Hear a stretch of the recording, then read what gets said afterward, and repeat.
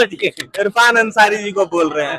तो ये जो बात यहाँ पे हो रही है, जो आप इरफान अंसारी जी को टारगेट कर रहे हैं, तो इरफान अंसारी जी ने आपके जेपीएससी या जेएसएससी में क्या किया है? ने कुछ किया नहीं है। मतलब कोई भी सत्ता पर जैसे कांग्रेस का मोरल सपोर्ट मिल रहा है, आज जैसे माले जो होता है भटवा माले, उनका भी मिला है, कांग्रेस का मिल रहा है। बंधु तिर्की चाचा जो पानी भी भिजवाए हैं, कल ये राजा जो महानगर अध्यक्ष हुआ है, अगर इस स्वास्थ्य मंत्री थोड़ा घुमा घुमा के छात्र की में मतलब राजनीतिकरण जैसा बयान दे रहे हैं, मैंने भाजपा की तरफ ही करके भाजपा उकसा रहे हैं। आपके हिसाब से लग रहा है कि जो इरफान अंसारी जी है वो इस आंदोलन में आग लगाने का काम कर रहे हैं? हाँ, वो सोच रहे हैं कि भाजपा द्वारा प्रायोजित है, उनका मतलब इस तरह घुमा के बयान दे रहे, खुल के नहीं, इसीलिए उन पे ये तंज कसा गया है। और तो जैसा कि ये सोच रहे हैं, तो इनकी सोच को क्लियर करते हुए हमें भी बताइए कि क्या यहाँ पर जो मौजूद है या फिर यहाँ पर जो आ रहे हैं, जो अधिकारी पे हैं, अधिकारी पद पे हैं, क्या वो बीजेपी सपोर्टर्स है? नहीं, आप देखिए सब स्टूडेंट आज के डेट में सब कोई राजनीतिक है, वोट डालते किसी को तो डालना है, मगर राजनीतिक आप उससे कहेंगे ना जिसका सोच पब्लिक डोमेन में समझ पर प्रस्तुत हो, पब्लिक जाने ही इस पार्टी से रिलेटेड है, उसी को आप राजनीतिक ही कह सकते हैं। जैसे ये सब अगर कोई जुड़ा है ही है तो कोई मैटर नहीं, वैसे तो कोई नेता नहीं है, सब सारा स्टूडेंट है, ऐसा ही कोई नहीं है कि भाजपा का। बोकारो से आए हैं। क्या नाम हुआ आपका? हिमांशु महतो। और आपका क्या नाम है? अजय कुमार। कहाँ से आए आप? रामगढ़ से। आप रामगढ़ से आए। तो अलग अलग जिले, मतलब कि झारखंड के हर जिले से आप यहाँ मौजूद हैं। यहाँ पर आप जो तस्वीर लेके आए हैं, ये स्वर्गीय शिबू सोरेन जी की तस्वीर है। जी जी। तो पहली बात, पहला सवाल, आप शिबू सोरेन को सपोर्ट करते हैं। दूसरा सवाल, आप इन्हीं के बेटे को ना सपोर्ट कर रहे हैं, मतलब अपना मत नहीं दे रहे, क्यों? ऐसा इसलिए क्योंकि जितनी सारी नियुक्तियां हैं, पहले तो शिबू सोरेन जी का कल जो है प्रथम पुण्यतिथि है, उनको हम लोग कल पुण्यतिथि पैदल मार्च के माध्यम से यहाँ से हम लोग निकालेंगे, अल्बर्टेका तक जाएंगे। क्यों? क्योंकि वो झारखंड हित में, झारखंडियत के लिए उन्होंने बहुत सारा आंदोलन किया है, एक आंदोलन नहीं। वो सबसे पहला आंदोलन सूदखोर के खिलाफ किए थे, जो मजदूर जो वो मतलब सूद देते थे, जो साहूकार, वो लोग के खिलाफ वो पहला लड़ाई लड़े थे। अब वो व्यक्ति जो है इस प्रकार से संसाधनों को दोहन नहीं करते थे, वो हमेशा झारखंडियत हित के लिए लड़ाई लड़ते थे, इसलिए हम लोग उनका सपोर्ट करते हैं। और उन्हीं के बेटे हैं हेमंत सोरेन। ये खनिज संपदा तो बेच ही रहे हैं, साथ साथ जितने सारी जेएसएससी और जेपीएससी में नियुक्तियां हैं वो भी बेच रहे हैं। तो हम लोग किस प्रकार से उनको सपोर्ट कर सकते हैं? जो खनिज संपदा हम लोग तो नहीं मांग रहे हैं कि हम लोग को चाहिए, लेकिन जो हम लोग पढ़ाई कर रहे हैं, अपनी जो क्वालिफिकेशन है उसके हिसाब से हम लोग का जो चीज का भी तैयारी कर रहे हैं, जो कुछ का भी तैयारी कर रहे हैं, उनको तो डिजर्व करना बनता है, उनको तो मिलना चाहिए, वो भी नहीं मिल पा रहा है। तो हम लोग लास्ट में उनके खिलाफ ही करेंगे ना, सब कुछ आप बेच दे रहे हैं, तो ये गलत है। और उनके फादर थे, वो झारखंडियत हित के लिए अपना जान को बहुत उनके ऊपर केस फौजदारी हुआ था, उसमें बहुत आंदोलन किए वो, लेकिन कभी भी इस प्रकार से झारखंडियत का सौदा नहीं किया। तो आपको क्या लगता है कि आपकी ये जो आज आप जिस भी मांग के लिए यहाँ पर बैठे हैं, मांग तो पूरे भारत को पता है, तो हम मांग के ऊपर नहीं आएंगे, हम सिर्फ उस बात के ऊपर आएंगे कि ये जो हो रहा है क्या ये सही है या फिर इसका इलाज अब जड़ से हो जाना चाहिए? बिल्कुल, इसका इलाज जड़ से होना चाहिए। ये आज का बात नहीं है, जब से झारखंड बनाया है, आज 2026 में हम लोग चल रहे हैं, मतलब 26 साल करीब होने को है, नवंबर आएगा तो 26 साल हो जाएगा। तो ये शुरू से रहा है, शुरू से ये बात जो है जेपीएससी 1, 2, 3 लेक्चरर का जो प्रोफेसर का बहाली हुआ उसमें भी हुआ था। तो ये बातें सिर्फ आज से नहीं है, ये जब से झारखंड अलग हुआ है तब से ये जितनी भी जेपीएससी और जेएसएससी नियुक्ति की है तब से है। हम लोग कंप्लीट रिफॉर्मेशन चाहते हैं, रिफॉर्म चाहते हैं कि जो अनियमितताएं हो रही है शुरू से, और अभी जब आप सरकार में कंटिन्यूअस आपको 2 टर्म मिल गया तो आपको पूरे जड़ से इसका इलाज करना चाहिए, क्योंकि 2 टर्म मतलब 10 साल। अब 10 साल में आपको काया पलट कर देना चाहिए। कोई व्यक्ति एक कोई व्यक्ति होता है फैमिली का, परिवार का एक सदस्य कमाता है, वो अपना घर को कैसा सवार करके रखता है। तो आप राज्य के मुखिया हैं, पूरे राज्य को 10 साल आपको दिया है जनता ने, तो यह आपका दायित्व है कि उस दायित्व को निर्वहन करते हुए सब चीज में रिफॉर्म कीजिए। जो कुछ भी गलती हो रहा है, हम लोग चाहते हैं कि कंप्लीट निदान हो, रिफॉर्म हो। तो क्या आप लोग भी इस आंदोलन को किसी नाम के रूप में प्रेजेंट करेंगे? जैसे कि कुछ दिन पहले एक आंदोलन चला था नीट पेपर लीक के मामले पे, और उस आंदोलन को नाम दिया गया कॉकरोच जनता पार्टी। तो क्या इस आंदोलन को भी आप कोई नाम देंगे? ये नाम तो हम लोग नहीं देंगे, क्योंकि ये छात्रों का आंदोलन है। और एक हम लोग उन लोग का, जैसे कॉकरोच जनता पार्टी थी, उनका एक ही डिमांड था कि हम लोग रिफॉर्मेशन चाहते हैं एजुकेशन सिस्टम में। जो एजुकेशन मिनिस्टर है उनका इस्तीफा होना चाहिए। तो भाई एक व्यक्ति से इस्तीफा से पूरा सिस्टम नहीं बदलेगा। हम लोग सिस्टम बदलने की बात कर रहे हैं, हम लोग सरकार बदलने की नहीं बात कर रहे हैं। सरकार कोई भी आएगा, सिस्टम जो करते हुए रहेगा, कैसे लेकिन बदलेगा सिस्टम? तो सिस्टम में जो भ्रष्ट अधिकारी हैं, सिस्टम में जो जिम्मेवार पद पर हैं, उनको, जो साफ छवि के हैं, उनको सरकार को आइडेंटिफाई करके, जो पब्लिक डोमेन में जिनका साफ छवि है, वैसे लोगों को बैठाए। कोई पार्टी से वो ताल्लुक न रखे, ऐसे पदाधिकारी को बैठाए, तभी रिफॉर्म हो सकता है। अभी दुनिया कलयुग में चल रहा है, तो सच्चाई है तभी चल रहा है। तो आपको ऐसे पदाधिकारी को चयन करना पड़ेगा। एक दिन में ठीक नहीं होगा, लेकिन जरूर हाँ, एक दिन जरूर हो जाएगा। शुरुआत करना पड़ेगा। क्या नाम हुआ आपका? सर आर्यन नाम है हमारा। आर्यन जी कहाँ से आए हैं? सर लोहरदगा से आए हैं। लोहरदगा से। तो आर्यन जी, जैसा कि आपके मित्र ने बताया और हमने भी सुना, और यहाँ पर जितने छात्र हैं सब एक मात लेके चल रहे हैं। हम उसी बात पे आपसे बात करेंगे कि कहीं ना कहीं हेमंत सोरेन ने तो पेपर लीक नहीं किया है, ये किसी अधिकारी ने किया है।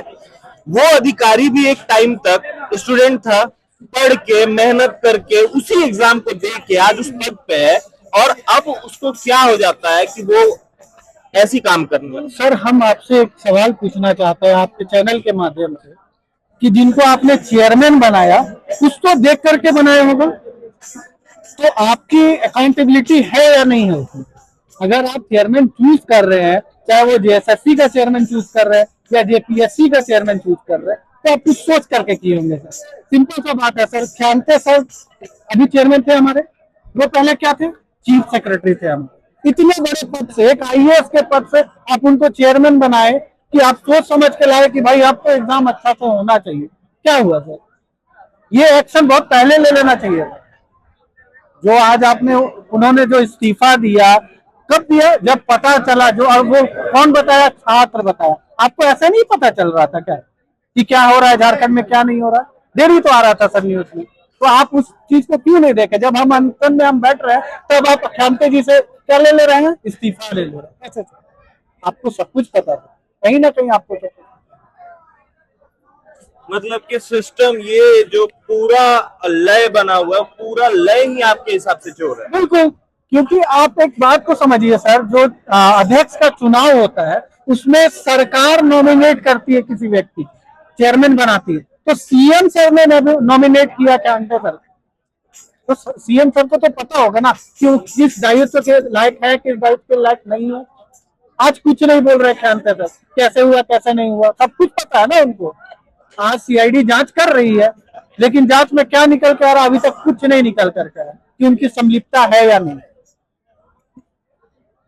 तो जैसा कि अभी केंद्र सरकार ने नियम निकाला है, जो सुप्रीम कोर्ट ने भी अलाउ कर दिया है, तो उस नियम को आप किस तरह से देखते हैं? सर ये नियम तो पहले झारखंड में ही आया था। ये नियम तो झारखंड में ही आया है, इसी को कॉपी पेस्ट किया ना केंद्र सरकार ने। तो ये नियम तो ठीक है, लेकिन अभी तक कार्रवाई कहाँ हुआ उस नियम में? किसी भी, बताइए आप टीडीपीएस एजेंसी की बात करते हैं जिसने इतने इतने एग्जाम कंडक्ट कराया। जब यूपी में वो ब्लैकलिस्टेड था सर, तो आपने झारखंड में इतना बड़ा एग्जाम कंडक्ट करने के लिए उसको कैसे दे दिया?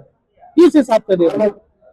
क्या प्रॉमिस करके रखा था उसके साथ जो आपने उसको कंडक्ट करने के लिए दे दिया एग्जाम? आप ही बताइए, सरकार से हम पूछते हैं। तो ये जो छात्र हैं, इनके जो बात है बहुत ही गंभीर है। आइए इनसे जानते हैं कि क्या है।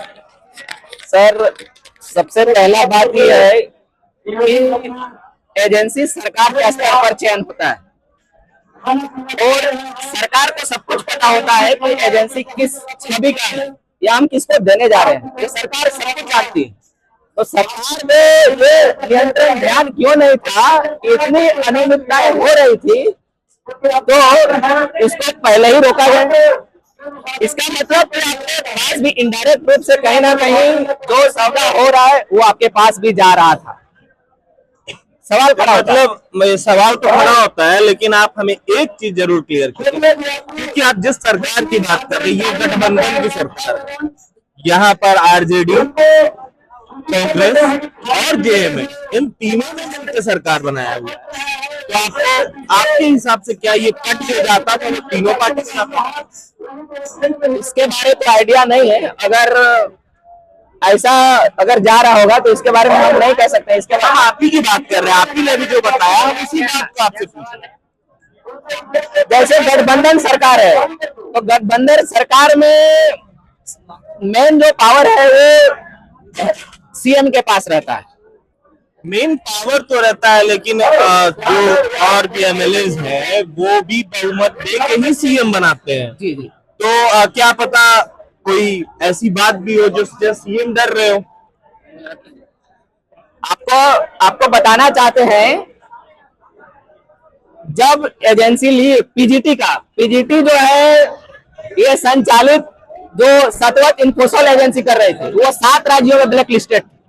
हम लोग पीजीटी के भुक्तभोगी हैं, कैंडिडेट 90% मार्क्स ला करके नहीं सिलेक्शन हुआ।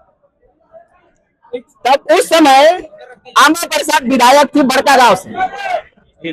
ये हर दिन पीजीटी के अभ्यर्थी आते थे और आमा प्रसाद का आवास में और आमा प्रसाद से मिल करके आमा प्रसाद कुछ ही देर में अभ्यर्थी वहीं रहते थे और वो सीएम हाउस जाती थी। ये हम लोग देखे हैं।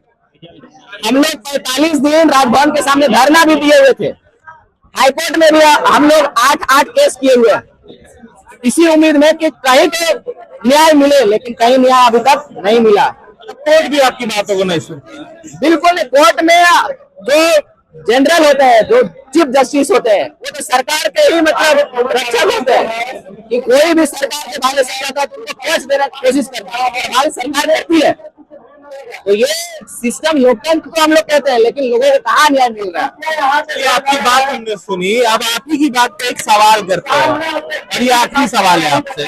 सवाल ये है कि आपने अभी कहा कि चीफ जस्टिस जो है वो सरकार के अधीन रहते हैं, लेकिन यही चीफ जस्टिस इसी सरकार को गिराने का भी काम करते हैं। इसी सरकार के इसी चेयर पे बैठे हुए हेमंत सोरेन को इसी रांची में होटवार जेल में भेजने का भी काम यहीं से हुआ था। तो इस पे क्या कहेंगे आप? देखिए, इसमें 2 बात है, सेंट्रल और स्टेट गवर्नमेंट। तो जो नियुक्त करती है वो सेंट्रल गवर्नमेंट के माध्यम से यहाँ पे डिप्यूटेशन होता है, वो राष्ट्रपति करते हैं। इनडायरेक्ट रूप से, डायरेक्ट नहीं, इनडायरेक्ट रूप से होता है, लेकिन कहीं ना कहीं ये राजनीतिक रूप से प्रभावित होता है। तो इसलिए हो सकता है कि उस समय जो सेंट्रल गवर्नमेंट थी, उनके मानसिकता में जो चीफ जस्टिस होंगे, उनके दिमाग में वो किस फेवर के हैं या किस विचारधारा के हैं। बीजेपी की ही है इतने दिनों में। जी जी जी, आप बिल्कुल कह सकते हैं, इसमें भाजपा की सरकार है, कहने में कोई गुरेज नहीं है, लेकिन वो किस विचारधारा के हैं। अगर पब्लिक विचारधारा के होंगे तो वो पब्लिक हित में सारा डिसीजन लेंगे, लेकिन किसी से प्रेरित होकर के डिसीजन लेते हैं सरकार के खिलाफ या सरकार के पक्ष में, तो वहां पे न्याय नहीं मिलता है लोगों को। मैं वही बात कह रहा हूँ, लेकिन न्याय मिलता है। फिर कोई व्यक्ति विशेष कोई अच्छा बैठता है तो फिर न्याय मिलता है वहीं पे, वही सेम केस को लेकर के। तो ये बातें जो है बहुत बड़े पैमाने पर जाती है। तब बातें काफी हैं, सवाल काफी है, जवाब सरकार कब इनके समक्ष आके देगी। देखिए, ये जो प्रोटेस्ट है, स्टूडेंट हैं, बार बार इन्हीं को टारगेट क्यों किया जा रहा है? आप क्यों नहीं सोचते यही छात्र है, जो छात्र आज पढ़ रहे हैं, कल यही आपको वोट देंगे और आपको वोट देके फिर चेयर पे बैठाएंगे। अगर आप उनके साथ रहिएगा तो ये आपके साथ रहेंगे, लेकिन अगर आप इन्हीं से लड़िएगा तो फिर ये कहाँ जाएंगे। अब आज ये प्रोटेस्ट पे तो उतर चुके हैं, अब लगातार स्टूडेंट अपनी मांगों को रखते हुए दिख रहे हैं।